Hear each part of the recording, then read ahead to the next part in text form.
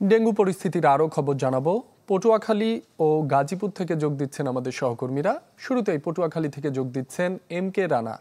রানা, পটুয়াখালীতে ডেঙ্গুর প্রকোপ কেমন? প্রশাসনের পক্ষ থেকে কি ধরনের উদ্যোগ নেওয়া হয়েছে? হ্যাঁ রাবি, আপনাকে জানিয়ে রাখি আসলে পটুয়াখালীতে কিন্তু দিন দিন বেড়েই চলেছে ডেঙ্গু জ্বরে আক্রান্ত রোগীর সংখ্যা। ফলে কিন্তু হাসপাতাল, বিভিন্ন বেসরকারি ক্লিনিক এবং স্বাস্থ্যসেবামূলক যে সকল প্রতিষ্ঠান আছে সেগুলোতে কিন্তু উপজেলা লেভেলে যে সকল প্রতিষ্ঠান রয়েছে সেগুলো কিন্তু আসলে ডেঙ্গু রোগীদের এক ধরনের ভিড় লক্ষ্য করা গেছে। আমি গত 24 ঘন্টা যদি কথা বলি, 24 ঘন্টা কিন্তু পটুয়াখালী জেলায় 22 জন রোগী কিন্তু আসলে জেলার বিভিন্ন হাসপাতাল এবং ক্লিনিকগুলোতে ভর্তি হয়েছে। এর বাইরে পটুয়াখালী সদর যে হাসপাতাল রয়েছে সেই হাসপাতালে কিন্তু জেলার বাইরের যে আমতলী উপজেলা রয়েছে বরগুনা জেলার, সেই উপজেলা থেকে কিন্তু ব্যাপক রোগী কিন্তু পটুয়াখালী জেলা হসপিটালে কিন্তু আসলে ডেঙ্গু আক্রান্ত হয়ে ভর্তি হচ্ছেন। ফলে কিন্তু এক ধরনের বাড়তি চাপই রয়ে গেছে পটুয়াখালী জেনারেল হসপিটালে।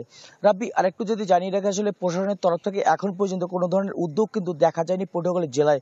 ইতিমধ্যে কিন্তু পটুয়াখালী জেলার 3টি উপজেলা মির্জাগঞ্জ, গলাচিপা এবং দুমকি উপজেলায় 3 জন ডেঙ্গু আক্রান্ত হয়ে কিন্তু মৃত্যুর বরণ করেছেন, মৃত্যুর খবর পাওয়া গেছে। এর বাইরে জেলা সিভিল সার্জনের অফিসের তথ্য মতে আসলে তারা যেমনটি জানিয়েছেন আমাকে যে এখন পর্যন্ত জেলায় কিন্তু 542 জন ডেঙ্গু রোগী বিভিন্ন হাসপাতালে চিকিৎসা নিচ্ছেন এবং কিছু রোগী সুস্থ হয়ে বাড়ি ফিরলেও কিন্তু প্রায় 57 জন রোগী কিন্তু এখনো জেলার বিভিন্ন হাসপাতালে চিকিৎসা নিচ্ছেন।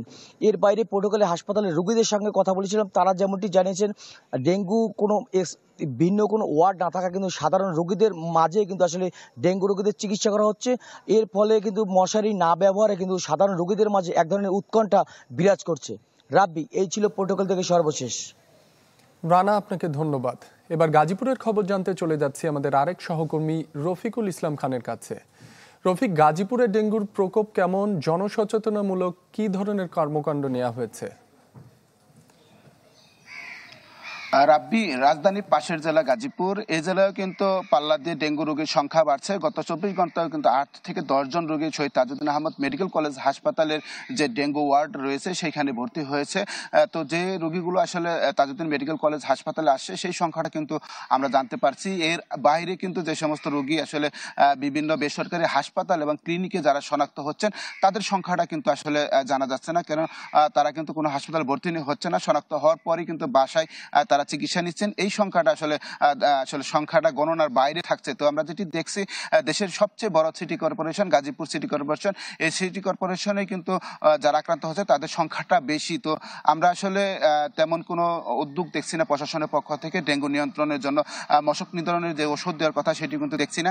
আসলে সিটি কর্পোরেশনের নাগরিকরা যেটা দায়ী করছেন, সিটি কর্পোরেশন মেয়র এবং কাউন্সিলর না থাকার কারণে এটি হচ্ছে, এমনটি দাবি তাদের। যদি মেয়র কাউন্সিলর থাকতো তাহলে হয়তো বা মশক নিধনের ব্যবস্থা থাকতো, যেমন অন্যান্য বছর কিন্তু সেটি ছিল। এবছর কিন্তু এখন পর্যন্ত এটি চোখে পড়েনি।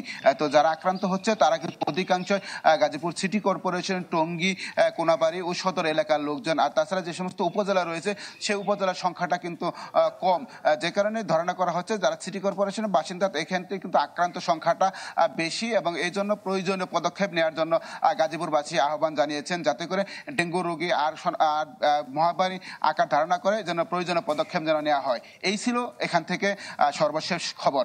রাব্বি। রফিকুল, আপনাকে ধন্যবাদ। পটুয়াখালী ও গাজীপুর থেকে ডেঙ্গু পরিস্থিতির খবর জানাচ্ছিলেন আমাদের সহকর্মীরা।